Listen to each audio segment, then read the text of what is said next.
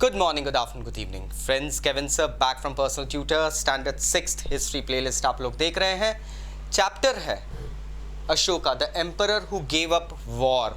हम बात कर रहे हैं सम्राट अशोक की, जिसने वॉर त्याग दिया था. टॉपिक है Ashoka's inscription about the Kalinga war. हम सभी जानते हैं, मेरे प्रीवियस वीडियोस में मैंने आपको बताया कि कलिंग के युद्ध में सम्राट अशोक लगभग डिस्ट्रॉयड हो गए थे, बहुत रिमोर्स से भर गए थे, उन्हें बड़ा दुख हुआ था. इसके बाद उन्होंने एक इंस्क्रिप्शन बनवाया. उस इंस्क्रिप्शन में उन्होंने आने वाली जनरेशन्स के लिए और जो लोग थे उनके किंगडम के, उनके लिए एक मैसेज दिया था. Let us have a look at it. Ashoka says कि in my 8th year of reign I conquered Kalinga. मेरी गद्दी पे बैठने के 8वीं वर्षगांठ पे, मतलब 8 साल बाद मैंने कलिंग जीता.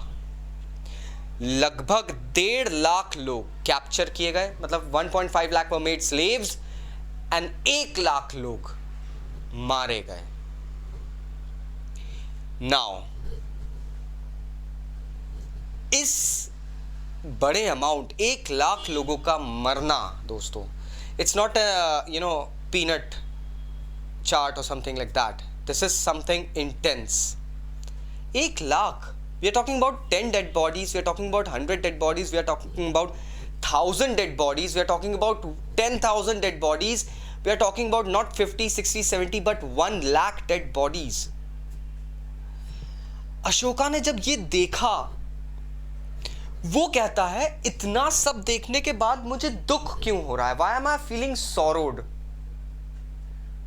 वो समझ नहीं पा रहा था कि उसके मन में सडनली ये दर्द क्यों जाग गया. भाई किंग है, एक किंगडम को जीतने के लिए लोगों को तो मारना पड़ता है, लेकिन इतने ज्यादा लोगों को मारना. He felt really sad about it.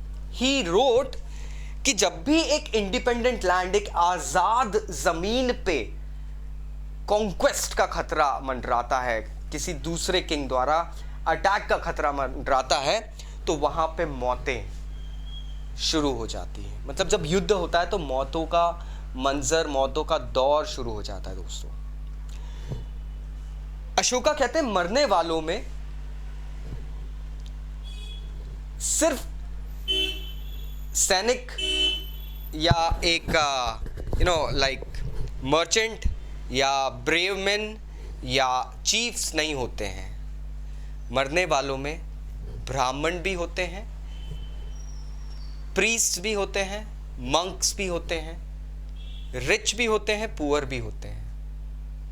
साथ ही साथ वो कहते हैं मरने वालों में काइंड पीपल होते हैं, इनोसेंट, जिन्होंने तलवार तक नहीं छुई थी.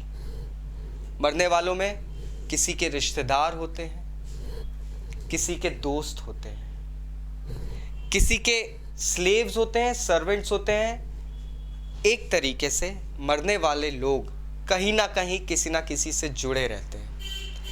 एक मृत्यु जो होती है, उसका दुख उसके दोस्तों को, उसकी फैमिली को, अगर वो स्लेव हुआ तो उसके मालिक को, अगर वो मालिक हुआ तो उसके नौकर को भी होगा.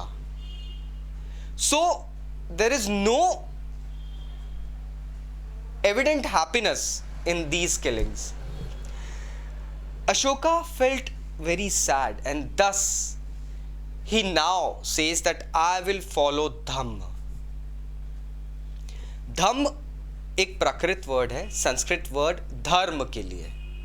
एक ह्यूमन जब बर्थ लेता है, उसकी कुछ रिस्पॉन्सिबिलिटीज होती है towards the society, towards the nature, towards the ecology that he lives in. Dhamma prescribes them. Ashoka says now कि धम्म को फॉलो करना और धम्म के थ्रू लोगों को जीतना ज्यादा आसान है rather than winning them through Wars.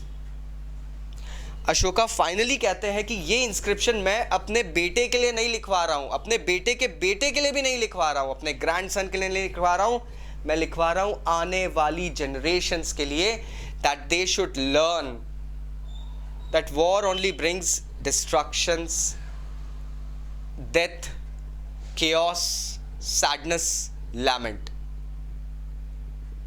It is much more easier to win people through dhamma or dharma.